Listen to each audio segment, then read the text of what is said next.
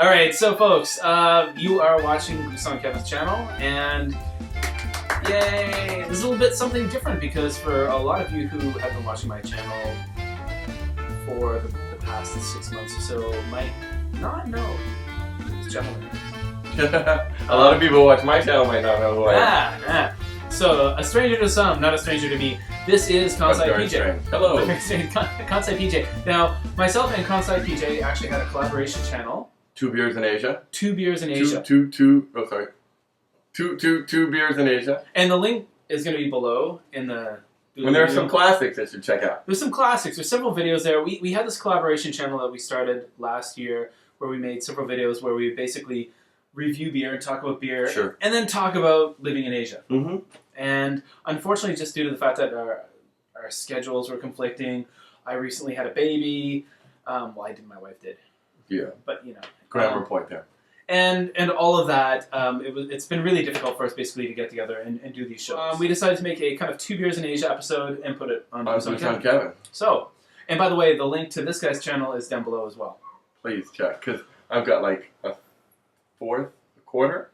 Is that the word? I have no idea. Subscribers. Possibly. Like 4,000. You've got 15, 16? Something like that. No. Something like that. My point is, check me out. And check out 2 beers in Asia. Subscribe. Subscribe. Yeah. Okay. Because, subscribe, because we have some classic videos. There's some funny videos there, so go check it out. The Chinese tourists behind us in the castle. The last episode on that channel is pretty hilarious. Yeah, you can watch some very uncomfortable moments with me. We are going to start off today. PJ has been kind enough to visit my home here in Kobe, Japan, and bring a couple of wonderful beers, actually several wonderful beers. And this is not a typical Japanese kind of mass-produced beer. No, not at all. This is a craft beer. Yes, Kiuchi Nest. They are a craft brewery, and they put out, I think, 3 or 4 different offerings. Mm-hmm. This happens to be their white ale. And did you see they're in Ibaraki, which is in the northern part of the Kansai? It's very interesting. On the back of it, here in English, it does say... English and Japanese. It says, this white ale is brewed with wheat malt and flavored with coriander, orange peel, and nutmeg. That's nice. Please enjoy the soft and flavorful taste. But this does go to show that there is a brewing industry, or a brewing industry. There is a growing industry of craft beer and select small production There's a lot of wonderful craft beer. So let's open this. Okay. Using Kevin's handy dandy Shamrock Shuffle bottle opener, which was a gift from Phampants. Phampants, who's a great YouTuber. There'll also be a link for there. Be a link to Phampants down below. Oh, wow. Yeah, there's nutmeg. I can smell that. What else do they say in there? I'm not getting the coriander. To be honest, I'm not sure if I know what the smell of coriander was, but you just put smell of coriander. I know the taste, but I'm going to have a sip from here before I pour it into the glass. Actually, I got a wonderful email from a viewer. Oh my god, that's good. I got a wonderful email from a viewer last night on my BusanKevin channel who is a bartender in Dublin, Ireland, and he said, you know what? If a beer comes in a bottle, you should enjoy it from the bottle. If it comes on tap, you enjoy it in a glass. But I mentioned to him that a lot of you out there in YouTube land, you want to see what it looks like. Therefore, I'm actually going to try a swig from the bottle. Yeah, no, I think I do agree with him that the taste is different. Wow, that's really neat. That's smooth. But I'm tasting the orange peel. Yeah, and really? I can actually taste the coriander. I can taste the nutmeg. Wow, nutmeg in beer. Who would have thunk it? Wow, that's a really. I'm told by a lot of Japanese that generally Japanese don't like pakuchi, which is coriander. Used in Thai foods, Mexican foods. You know what? From my time that I lived in Korea, I'll tell you that a lot of the spices that were used in Thai food and whatnot, coriander, I think a lot of Korean people didn't like those either. That's interesting, because I think they're more flavorful, not as strong as actually Korean spices. So here we go. Here it is. This is what it looks like. It's a wonderful color. It reminds me a lot of... you can almost see the orange of like a Hoegaarden almost. It does.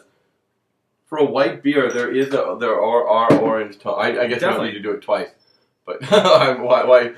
Look at mine. Is it different than his? Oh, 3D beer. 3D videos. Anyway. All right.